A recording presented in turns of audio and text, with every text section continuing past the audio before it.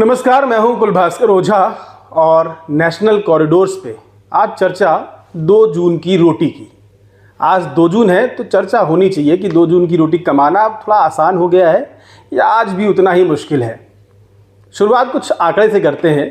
Japan हमसे चला गया है अर्थव्यवस्था में पीछे, उसको धकेल के हम चौथे नंबर तक पहुंच गए हैं।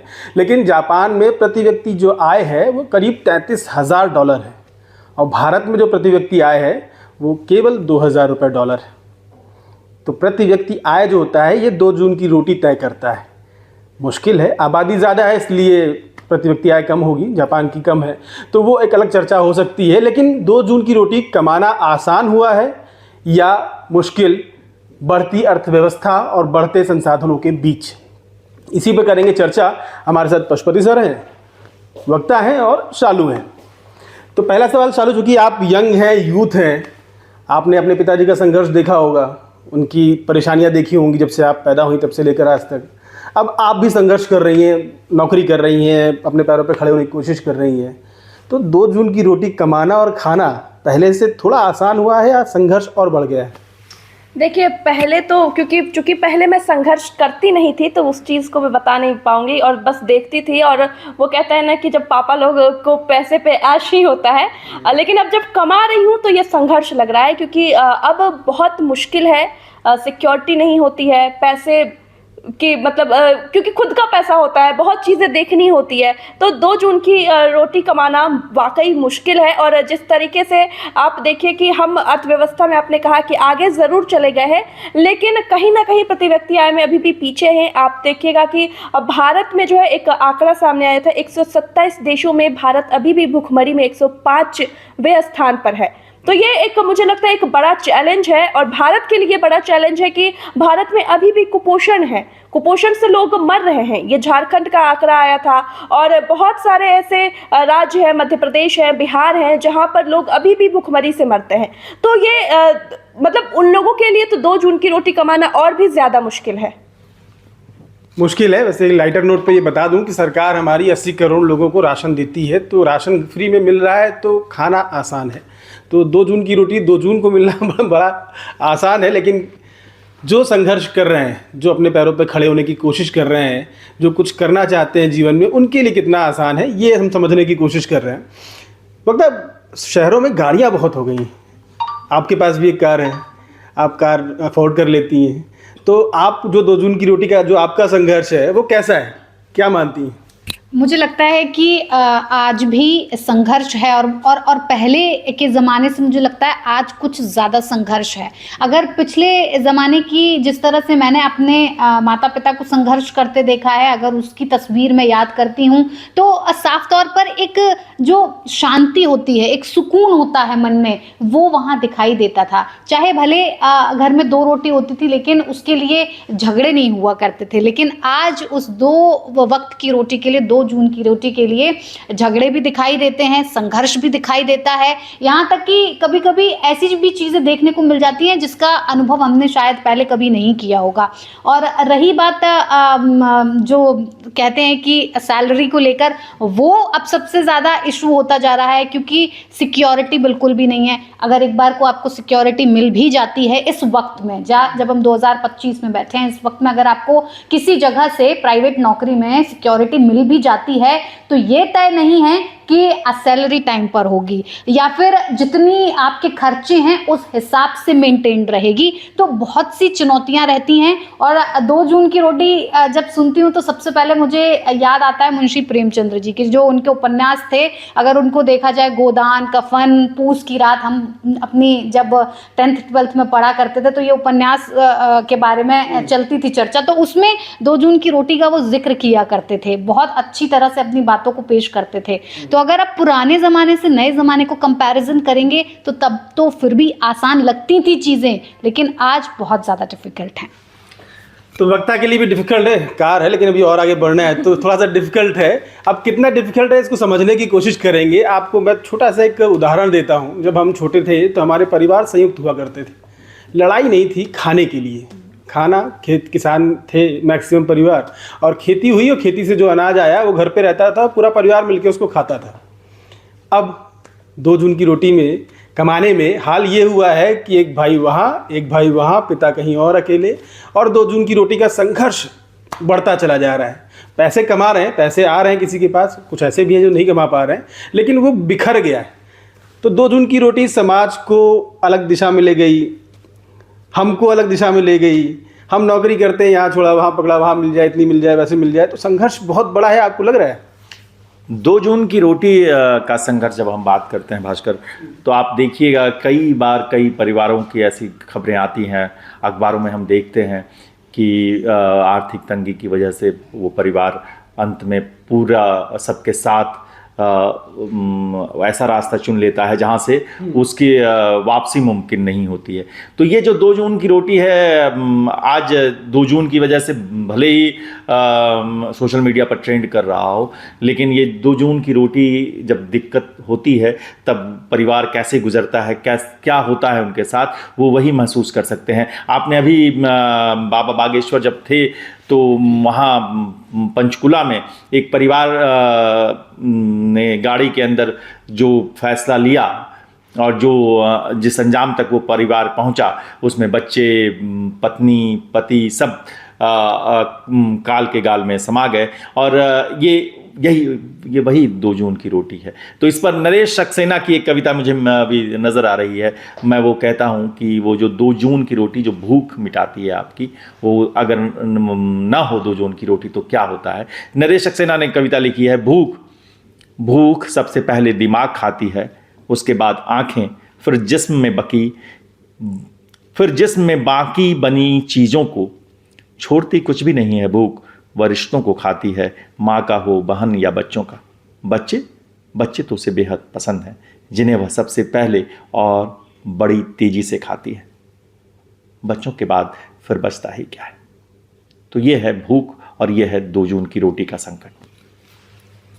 कालचक्र है, घूमता रहेगा। 2 जून की रोटी का संघर्ष ऐसे ही चलता रहेगा। भूख अपनी जगह पे है, ज़रूरतें अपनी जगह पे हैं और उम्मीदें अपनी जगह पर हैं। तो 2 जून की रोटी कमाना आपके लिए कितना आसान या कितना मुश्किल है, अपनी राय, अपने एक्सपीरियंस अगर आप शेयर करेंगे और हम उस पर चर्चा करेंगे आगे, तो आपको भी अच्छा लगेगा और हमें भी बहुत अच्छा लगेगा। कुछ और कविता है। अच्छा, पशुपति सर के पास एक और कविता आ गई है। हाँ। मतलब 2 जून की रोटी कितनी मुश्किल है, तो इसमें बार बार कुछ ना कुछ निकल के आ रहा है। हाँ। मन से ये जब भास्कर ने कहा कि आज 2 जून की रोटी पर बात करेंगे, तो मुझे लगा कि क्या बात करेंगे 2 जून की रोटी पे। लेकिन जब हम बैठे और जब हमने कुछ चीज़ें देखनी शुरू की, तो हमें जहाँ वक्ता ने जहाँ प्रेमचंद को याद किया और शालू ने यह कहा कि ये उन लोगों से पूछिए जिनको नसीब नहीं हो पाती है 2 रोटियां। तो वो एक कविता है नागार्जुन की, जब अकाल और ऐसी चीज़ें आती हैं देश में, तब क्या होता है, 2 जून की रोटी कितनी मुश्किल हो जाती है। वो मैं आपको वो कविता भी सुना ही देता हूँ आज कि कई दिनों तक चूल्हा रोया, चक्की रही उदास, कई दिनों तक कानी कुतिया सोई उसके पास, कई दिनों तक लगी भीत पर छिपकलियों की गश्त, कई दिनों तक चूहों की भी हालत रही शिकस्त, दाने आए घर के अंदर कई दिनों के बाद, धुआं उठा आंगन के ऊपर कई दिनों के बाद, चमक उठी घर भर की आंखें कई दिनों के बाद, कौवे ने खुजलाई पाखें कई दिनों के बाद। तो ये जो होना और ना होना जब हो जाता है, तब चीज़ें बदल जाती हैं। और हम अपने इस प्लेटफॉर्म से यही गुजारिश करते हैं उस ऊपर वाले से और तमाम लोगों से कि 2 जून की रोटी हमारे हर बासिंदे को, धरती पर आए हर शख्स को नसीब हो। भास्कर, बस 2 जून ना छीन पाए किसी का सुकून, भले वो रोटी हो या आपकी ज़रूरतें हो, वो पूरी हो जाए। तो आपको क्या लगता है, एक छोटा सा कर लेते हैं, बस सिंपल हाँ या ना में, या अपना छोटा सा एक्सपीरियंस, 2 जून की रोटी कमाने में आपको सबसे ज़्यादा दिक्कत कब, कहाँ और कब, कैसे आई कभी? 2 जून की रोटी का जो एक्सपीरियंस है वो शुरू हुआ मेरा 2009 में, जब मैं सबसे पहले जो मेरी स्कूलिंग थी वो सब ख़त्म करके जब मैं यहाँ नोएडा आई, जब मैंने अकेले रहना शुरू किया, माता पिता की बगैर किसी सपोर्ट के बाहर आना जाना, हर चीज़ को मैनेज करना, रात को क्या खाएंगे, क्या बनेगा, कैसे होगा, खाना बनाना आता नहीं था। तो ये बहुत सारे एक्सपीरियंसेस थे। रोना भी आ जाता था कि जब घर पे होते थे तो थाली सज के आ जाती थी, 4 चीज़ें मिल जाती थी। लेकिन आज नौकरी करके घर जाते हैं रात को 10 साढ़े 10 बजे, तो क्या पता मैगी खाकर ही काम चलाना पड़ जाता है। तो संघर्ष बहुत नज़र आते हैं, लेकिन हाँ, माता पिता उस वक्त अगर ये आज स्टेप नहीं उठाते, हमें अपने आप से थोड़ा अलग नहीं करते, तो शायद ये 2 जून की रोटी का एहसास हमें भी नहीं होता कि इसके लिए हमें कितना संघर्ष करना पड़ता है, जो संघर्ष उस वक्त हमें पालने पोसने के लिए हमारे माँ बाप ने किया था। सुकून मिला है, रोटी भी मिली है, सुकून भी मिला है, संघर्ष का एहसास भी हुआ है। बोलते बोलते इमोशनल कई बार हो रही थी, लगा कि रो देंगी, तो मुझे डर लग रहा था कि नहीं ऐसा 2 जून की रोटी में ऐसा ना हो जाए। आप तो जाएंगे चालू, अभी तो परिवार से पूरा सपोर्ट मिल रहा होगा। बिल्कुल, मैं इसमें लकी मानती हूँ अपने आप को कि परिवार से सपोर्ट मिलता है। और मेरे साथ एक अच्छी चीज़ ऐसी है टचवुड की, मेरी बहन का सपोर्ट रहा है, क्योंकि पत्रकारिता में हमेशा मेरे पापा भी कहते थे कि जा रही हो जिस क्षेत्र में, वहाँ एक झोला खादी का होता है और एक कलम होता है, तो तुम सोच लो भाई, अभी भले ही मॉडर्न हो जाए, बहुत सेलिब्रिटी टाइप का फील हो जाए, लेकिन शुरुआत में तो स्ट्रगल होती है। मुझे अभी भी याद है कि मेरी नौकरी 5,000 से शुरू हुई थी, लेकिन वही होता है कि तब तक क्या होता है, 10,000 का तो रूम रेंट ही होता है, उसमें कुछ नहीं हो पाता। लेकिन हाँ, सपोर्ट रहा है। पर हाँ, जब नौकरी नहीं होती और अब जब आप अपनी पढ़ाई छोड़ के फिर नौकरी में जाते हो, तब घर से पैसे मांगने में भी शर्म आती है कि किस मुंह से मांगे, तो वो बहुत ख़राब लगता है वो चीज़। और मैं एक बात कहूँगी कि 2 जून की रोटी सिर्फ एक मुहावरा नहीं है, मीम मटेरियल नहीं है, या लोगों में कहते अरे 2 जून की रोटी खाई। ये एक तरह से मैं कहूँगी कि एक संघर्ष भी है, एक सम्मान की लड़ाई है, क्योंकि और इस पे बहुत सारी फिल्में भी बनी है। जैसे 1979 में शशि कपूर और नरगिस की फिल्म आई थी 2 जून की रोटी। बहुत सारी किताबें, कहानियाँ, कविताएं अभी हम सुन रहे थे, बहुत सारी चीज़ लिखी गई है इस पर। मैं भी एक कविता ज़रूर सुनाना चाहूँगी कि धूमिल की एक कविता है कि एक आदमी रोटी बेलता है, एक आदमी रोटी खाता है, एक तीसरा आदमी भी है जो ना रोटी बेलता है ना रोटी खाता है, वो सिर्फ रोटी से खेलता है। मैं पूछता हूँ ये तीसरा आदमी कौन है, मेरे देश की संसद मौन है। वाह वाह, ये बड़ा विषय है।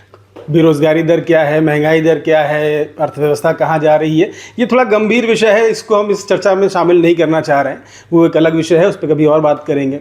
तो लास्ट कमेंट पशुपति सर, आप तो एक्सपीरियंस हो गया 2 जून की रोटी यहाँ वहाँ भटकते भटकते, तो बातचीत में कुछ ऐसा अनुभव जो कभी बहुत मतलब अंदर तक चुभा हो। आपसे शुरू कीजिए ना, अपना अनुभव भी बताइए। बिल्कुल, अनुभव जानेंगे। मेरा भगवान की टचवुड, भगवान की ओर से ये दुआ रही है कि मैं जैसे ही ग्रेजुएट हुआ, मुझे एंट्री मिल गई मीडिया में, किसी और ने सिखाया पढ़ाया, तो मैं सीखते सीखते 500 रुपये से मैंने शुरू किया था और आज ठीक ठाक कमा रहा हूँ। तो बीच में खाली 2 महीने खुद की वजह से बेरोजगार रहा कि नहीं, मुझे नहीं करना है, थक गया, फ्रस्ट्रेट हो रहा था, तो 2 महीने खुद ही रहा। उसके बाद कुछ लोग साथ देते हैं जीवन में, आपके लगा कि घर नहीं चलेगा, बीवी ज़रा डांटने लगी तो फिर लगा कि आगे बढ़ना चाहिए, तो 2 जून की रोटी समझ में आई।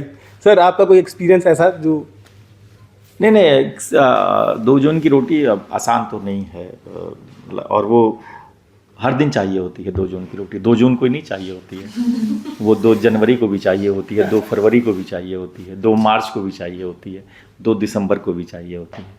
तो 2 जून की रोटी मुहावरा पता नहीं किसने बनाया है जून के लिए, लेकिन ये जो 2 जून है, 2 बेला है, 2 सुबह की बेला और शाम, ये दोनों वक्त आदमी को रोटियां नसीब हो जाएं, ये बड़ा संघर्ष है। और ये हिंदुस्तान उस संघर्ष को जीता है। जब पहले तो कभी कभी रोटी कपड़ा और मकान जैसी फिल्में बन जाती थी, आजकल तो फिल्मों से भी 2 जून की रोटी का सवाल गायब हो गया। वैसे मैं बता दूं कि जून में खेत खाली होते हैं और कुछ होता नहीं, ना फसल होती है, किसानों के पास काम नहीं होता, गर्मी बहुत ज़्यादा होती है, तो शायद 2 जून की रोटी वहीं से निकल के आई हो। जिनके पास, जो पहले किसान या मजदूर दूसरे ज़मींदारों के खेत में खेती किया करते थे, उनको 2 जून में रोटी कहाँ से मिलेगी, क्योंकि अनाज तो ज़मींदारों के पास चला गया और खेतों में कुछ है नहीं, तो शायद वहाँ से निकल के आई हो, मतलब मेरा आकलन है, बाकी पता नहीं है। तो आप अपना एक्सपीरियंस, जैसे पशुपति सर ने अपना एक्सपीरियंस शेयर नहीं किया है, थोड़ा सा ज्ञान दे दिया तो क्या हम लेते रहते हैं। तो आपका एक्सपीरियंस क्या है, आपको कैसा कब महसूस हुआ 2 जून की रोटी कमाने के लिए, शेयर करेंगे तो अच्छा लगेगा। धन्यवाद।